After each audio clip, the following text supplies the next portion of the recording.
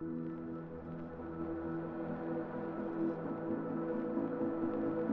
idea of home is different for everyone. It takes on many forms, and there are many ways to look at it.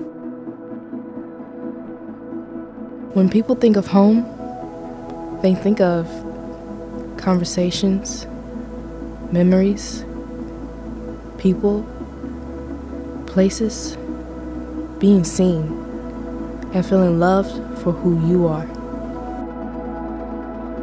My family struggled to keep jobs, make rent, dodge drugs, to dream big, dream in color.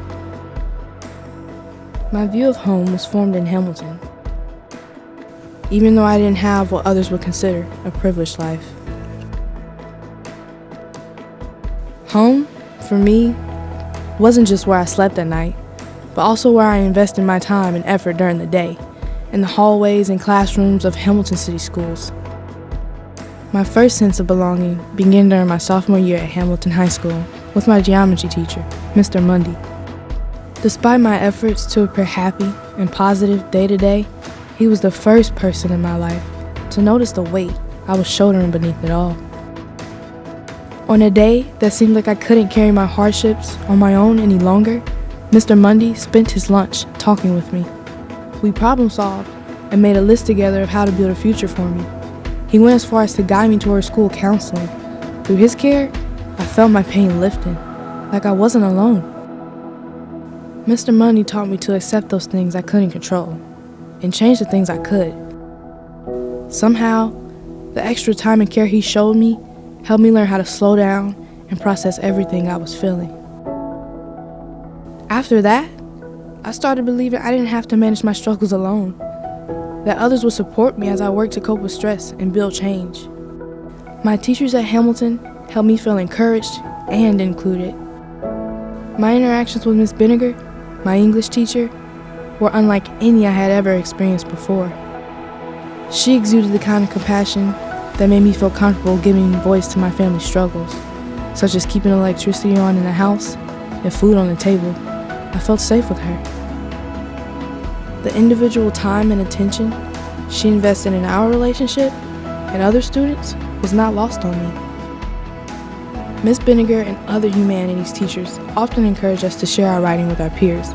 One day, I read aloud a poem about the losses I had experienced in my immediate family. My experiences seemed to spill from me, and the next thing I knew, other students were crying, empathizing, and sharing their own stories.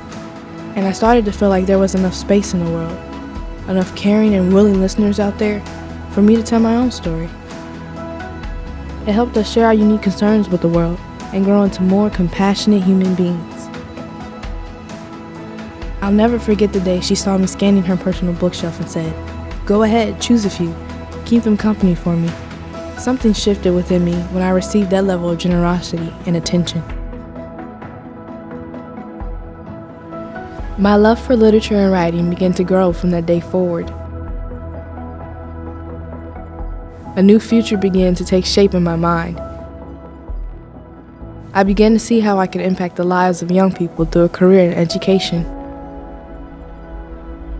In these small ways, a home was built within all of us at Hamilton. It's where I got to know myself, because teachers and counselors made me feel worth knowing. That love and support made it easier for me to engage in class discussions, challenge myself in tough courses, and ultimately start down the path to college. The YES program especially is amazing for first-generation college students like me. College visits were arranged for us, and the YES program teachers offered help with registering for standardized tests like the ACT and applying for scholarships. Now I'm applying for college admission and scholarships to study education.